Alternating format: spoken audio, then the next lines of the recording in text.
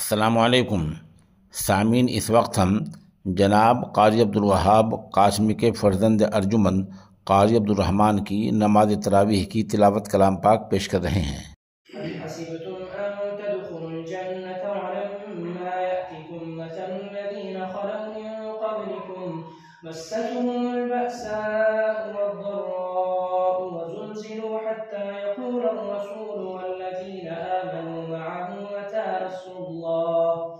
ألا إن نصر الله قريب يسألونك ماذا ينفقون قل ما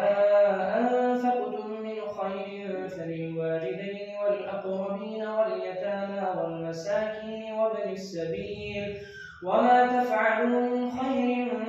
فإن الله به عليم كتب عليكم القتال وهو كره لكم وعسى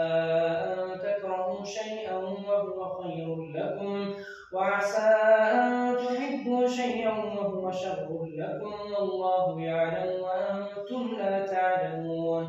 يسألونك عن الشهر الحرام قتال فيه قل قتال فيه كبير وصد عن سبيل الله وكفر به والمسجد الحرام وإخراج أهله منه أكبر عند الله والفتنة أكبر من القتل ولا يزالون يقاتلونكم حتى يردوكم عن دينكم إن استطاعوا ومن يرتد منكم عن دينه فيمت وهو كافر فأولئك حبطت أعمالهم في الدنيا والآخرة وأولئك أصحاب النار هم فيها خالدون إن الذين آمنوا والذين هاجروا وجاهدوا في سبيل الله أولئك يرجون رحمة الله والله غفور رحيم يسألونك عن الخمر والميسر قل فيهما إثم كبير ومنافع للناس وإثمهما أكبر من نفعهما ويسألونك ماذا ينفقون قل العفو كذلك يبين الله لكم الآيات لعلكم تتفكرون في الدنيا والآخرة ويسألونك عن اليتامى قل إصلاح لهم خير وإن تخالطوهم فإخوانكم والله يعلم المفسد من المصلح ولو شاء الله لأعنتكم إن الله عزيز حكيم ولا تنكحوا المشركات حتى يؤمنن ولأمة مؤمنة خير من مشركة ولو أعجبتكم ولا تنكحوا المشركين حتى يؤمنوا ولعبد مؤمن خير من مشرك ولو أعجبكم أولئك يدعون إلى النار والله يدعو إلى الجنة والمغفرة بإذنه ويبين آياته للناس لعلهم يتذكرون ويسألونك عن المحيض قل هو أذى فاعتزلوا النساء في المحيض ولا تقربوهن حتى يطهرن فإذا تطهرن فأتوهن من حيث أمركم الله إن الله يحب التوابين ويحب المتطهرين نساؤكم حرث لكم فأتوا حرثكم أنى شئتم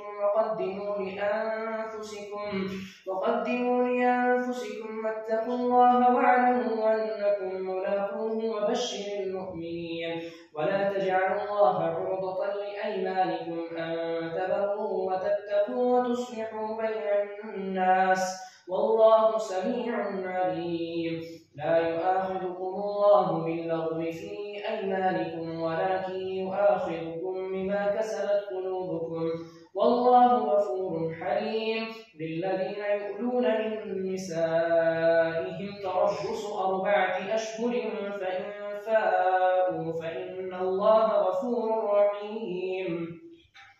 وإن عزموا الطلاق فإن الله سميع عليم والمطلقات يتربصن بأنفسهن 3 قروء ولا يحل لهن أن يكتمن ما خلق الله في أرحامهن إن كن يؤمن بالله واليوم الآخر وبعولتهن أحق بردهن في ذلك إن أرادوا إصلاحا ولهن مثل الذي عليهن بالمعروف وللرجال عليهن درجة والله عزيز حكيم. الطلاق مرتان فإمساك بمعروف أو تسريح بإحسان ولا يحل لكم أن تأخذوا مما آتيتموهن شيئا إلا أن يخافا ألا يقيما حدود الله فإن خفتم ألا يقيما حدود الله فلا جناح عليهما فيما افتدت به تلك حدود الله فلا تعتدوها ومن يتعد حدود الله فأولئك هم الظالمون. فإن طلقها فلا تحل له من بعد حتى تنكح زوجا غيره فإن طلقها فلا جناح عليهما أن يتراجعا إن ظنا أن يقيما حدود الله وتلك حدود الله يبينها لقوم يعلمون. وإذا طلقتم النساء فبلغن أجلهن فأمسكوهن بمعروف أو سرحوهن بمعروف ولا تمسكوهن ضرارا لتعتدوا ومن يفعل ذلك فقد ظلم نفسه. ولا تتخذوا آيات الله هزوا واذكروا نعمة الله عليكم وما أنزل عليكم من الكتاب والحكمة يعظكم به واتقوا الله واعلموا